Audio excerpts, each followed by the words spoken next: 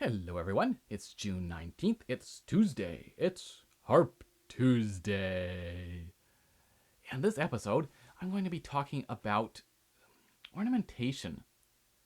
And what I mean by that are things like grace notes or trills or turns or just extra notes that get stuck in and that, in a sense, aren't necessary. You could play the piece without them, and it would sound okay. But they're really nice to have. They certainly spice things up a little bit.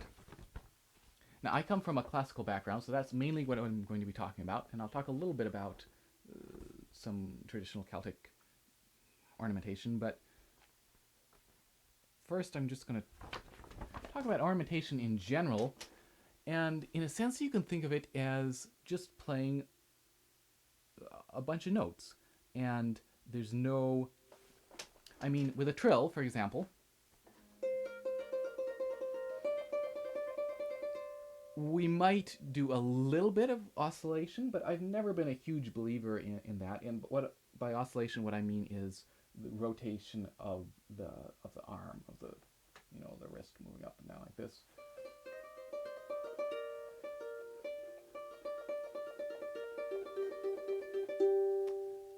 I've never found that makes a huge difference to try to do a ton of that.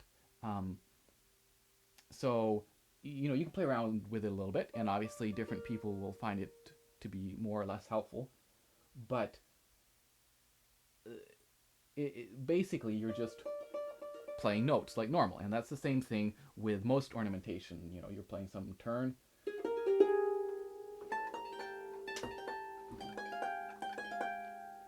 You're not doing anything different than you would normally if you're playing notes. It's just oftentimes ornamentation has a lot of notes in a short amount of time.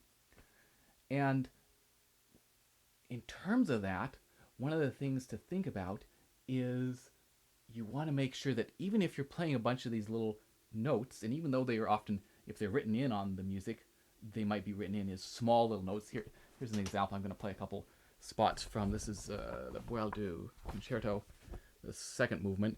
Here's all these little grace notes, these little extra notes. They're written in small, right? So you kind of think, well, they're not important really. They just we'll throw these notes in there and they'll go by fast, But you like any like the same as any point in music. Almost always, the most important notes are the small notes, are the notes in the weak position, because they're the ones we're going to miss the most. We'll hear the beat, but we won't necessarily hear that 16th on the weak in the weak position. So we want to make sure that we're hearing each and every note of these grace notes or these ornaments, and that, for example, this is a slow movement, so the whole thing it's slow and even when we're playing a bunch of notes, we don't want it to feel fast. So one of the tricks to that is just to be able to hear it in your head with space between each note and hear it as not being fast, so that if we come to a section we think, wow, I got to fit all these little notes in this short amount of time, it's not gonna sound as good. Whereas if you can hear it in your head, hopefully that'll translate to the harp. So just think about hearing every note and think about paying attention to all these little notes, that they are very important. And in terms of playing them, there's no particular secret. It's just sometimes, of course, there's a bunch of them in a short amount of time, but that's just like any sort of fast section. And let's take a fairly typical ornamentation, which might be a turn, notated with this little sideways S. Down here. And basically, it's the note above it, the note again, the note below it, and the note. And it might be going by fairly quickly. But you notice how you can hear every note there. It's not like, You know, not like, well, there was something happening, but I wasn't quite sure.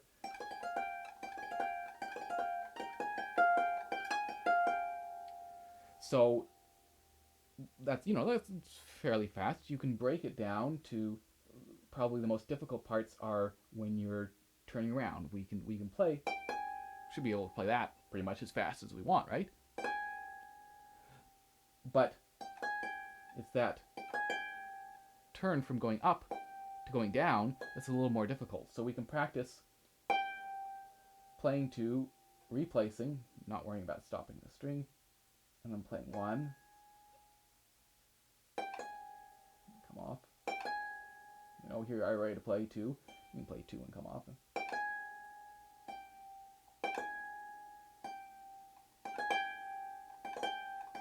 And eventually, we should be able to play something like this, which might be an ornamentation as well. You know, we get little grace notes and mordents, stuff like that, fairly quickly. And same thing at the bottom.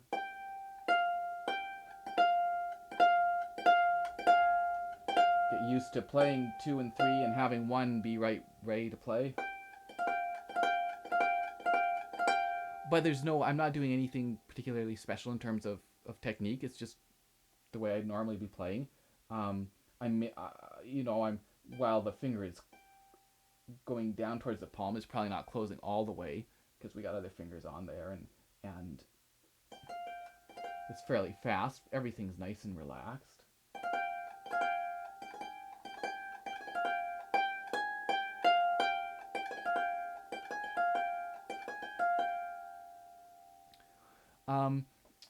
So, and in terms of fitting it within the piece, and a lot of classical music, you get, especially some of the Baroque stuff, but you can have all these ornamentation, and you think, how's that all fit? So one thing to do. So I'm just looking at the opening of this movement. We get.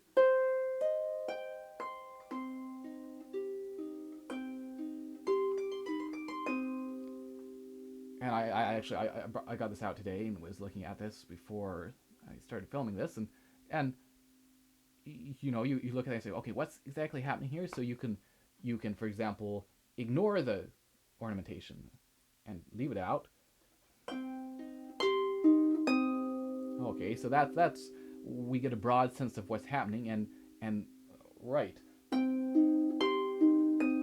in this span we got all these,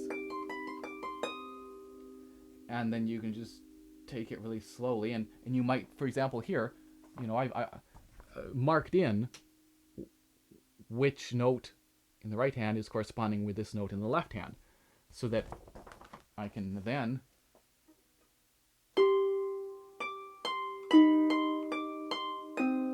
break it down really slowly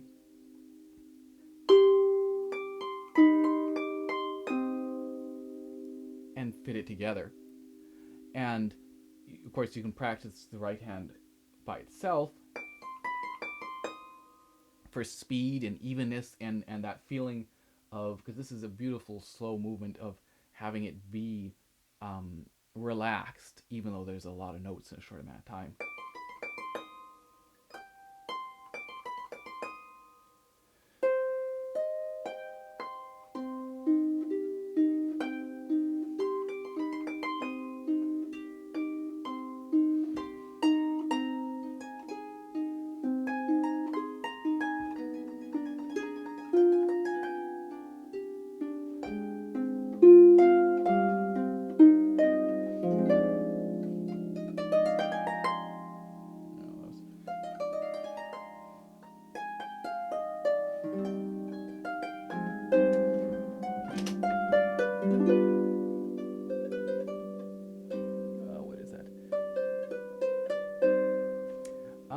It's a beautiful piece and a beautiful slow movement. It's probably my favorite movement of the piece. But yeah, there's no particular trick to that. Just getting a sense of how they all fit together. And let's take Bach. Of course, has a lot of ornamentation, and oftentimes, depending on the edition, of course, it won't be written in, right? You'll just get a little squiggle above it, and you're supposed to know what that means. And typically, of course, um,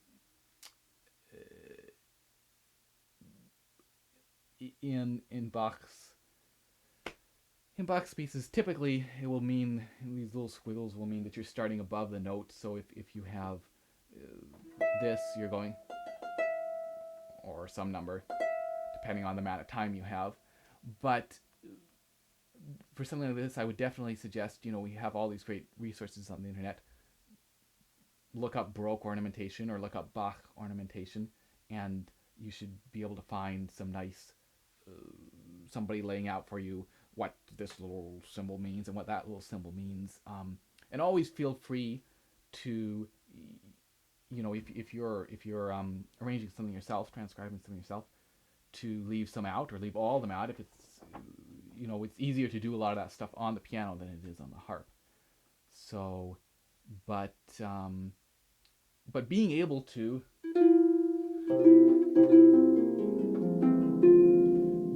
play a fast little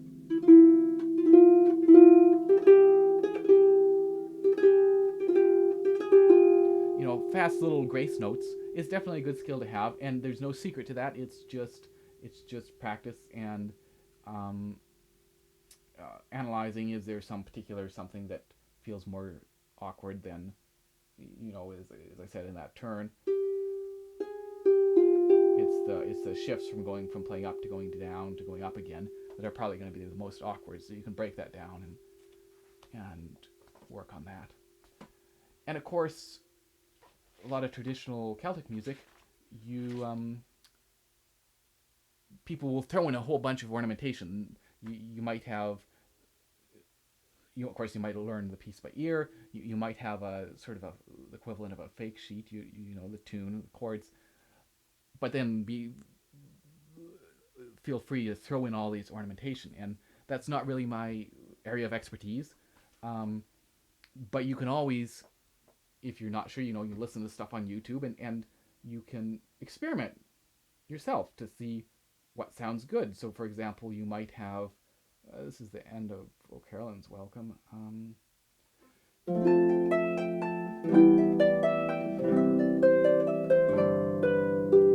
Sounds nice, but you could throw in a little grace note before each of those little bars.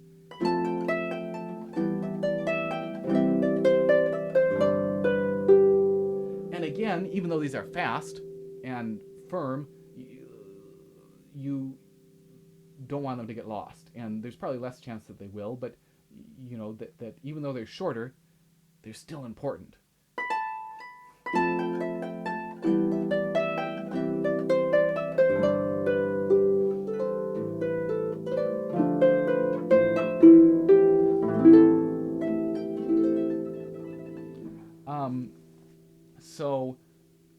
So yeah, you can have fun just experimenting and throwing in extra notes. Does that sound good? Well, maybe I'll try this. So, for example, those first two bars, which are, I'm just playing the next string up as a grace note, and this next bar, which is in the key of C, instead of just playing this F, I think it sounds better to do to play the G, which of course is part of that C chord as well. But so yeah, just playing around and figuring stuff out and seeing what sounds good to you. So hopefully that gives you something useful to think about in terms of ornamentation. And hopefully I'm planning to finish off Greensleeves finally next week. So maybe I'll see you in 1 week's time. Cheers.